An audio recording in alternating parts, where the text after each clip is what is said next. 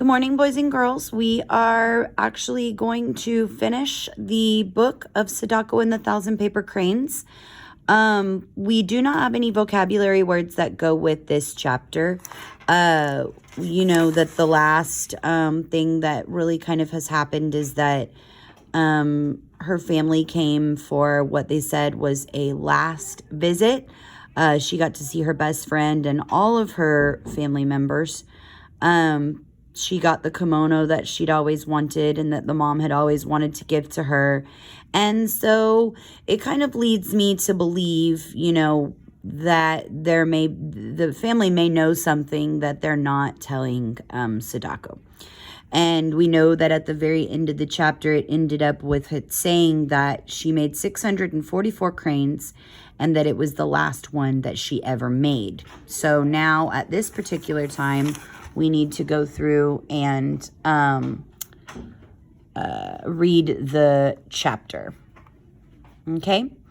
All right. So the last chapter is called Racing with the Wind, which is pretty appropriate, I think, because she was she liked to race and stuff like that. So we'll see what happens. So it says, as Sadako grew weaker, she thought more about death. Would she live on a heavenly mountain? Did it hurt to die? Or was it like falling asleep? If only I could forget about it, Sadako thought. But it was like trying to stop the rain from falling. As soon as she concentrated on something else, death crept back into her mind. Toward the middle of October, Sadako lost track of days and nights. Once, when she was awake, she saw her mother crying. "Don't cry," she begged. "Please don't cry." Sadako wanted to say more, but her mouth and tongue couldn't move. A tear slid down her cheek. She had brought her mother so much grief, and all Sadako could do now was make paper cranes and hope for a miracle. She fumbled with a piece of paper. Her fingers were too clumsy to fold it. "I can't even make a crane," she said to herself. "I've turned into a real turtle." Quickly, Sadako tried with all her strength to fold the paper before she was swept into darkness.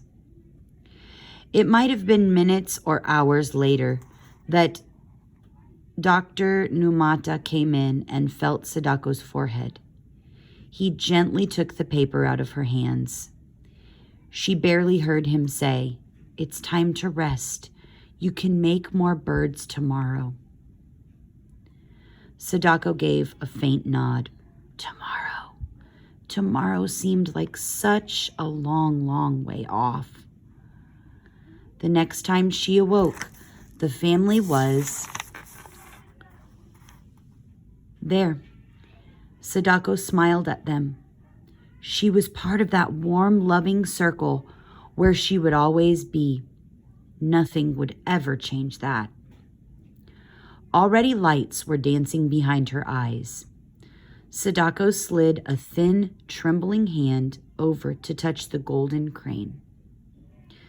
Life was slipping away from her, but the crane made Sadako feel stronger inside. She looked at the flock hanging from the ceiling. As she watched, a light autumn breeze made the birds rustle and sway. They seemed to be alive and flying out through the open window. How beautiful and free they were. Sadako sighed and closed her eyes. She never woke up. So there she is with the cranes. She lived for a little while longer, and then she kind of slept just slept into death. So she realized, I love the part where it says she was part of that warm, loving circle where she would always be. So she would always be part of that family, whether she was on earth or not. And she knew that. She knew that nothing could ever change that. I love that part of the book. So the last part that we get to is called the epilogue. And it's basically just like an ending to kind of tell you what happens at the end. It says Sadako Sasaki died on October 25th, 1955. Her classmates folded 356 cranes so that 1,000 were buried with Sadako. In a way, she got her wish. She will live on in the hearts of people for a long time. After the funeral, the bamboo class collected Sadako's letters and published them in a book. They called it Kokeshi, after the doll they had given to Sadako while she was in the hospital. The book was sent around Japan, and soon everyone knew about Sadako and her 1,000 paper cranes. Sadako's friends began to dream of building a monument to her and all children who were killed by the atom bomb. Young people throughout the country helped collect money for the project. Finally, their dream came true. In 1958, the statue was unveiled in the Hiroshima Peace Park. There is Sadako standing on top of a granite mountain of paradise. She is holding a golden crane in outstretched hands. That's cool. A folded crane club was organized in her honor.